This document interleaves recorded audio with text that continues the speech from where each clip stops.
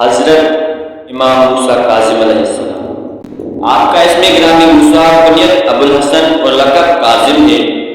آپ علیہ السلام امام جعفر صادق علیہ السلام اور سیدہ حمیدہ کے رب جگر ہیں۔ آپ لوگوں کو حد سے بھی زیادہ معاف کر دیتے تھے، اس لیے آپ کو کاظم کے لقب سے بھی یاد کیا جاتا ہے۔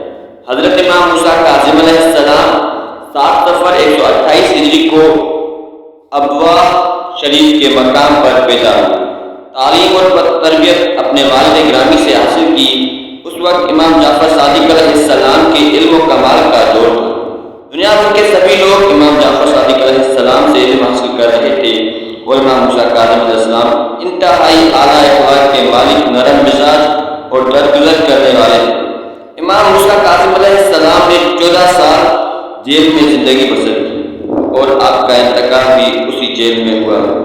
آپ کی مزار اقدس عراق میں کاظمین کے مقام پر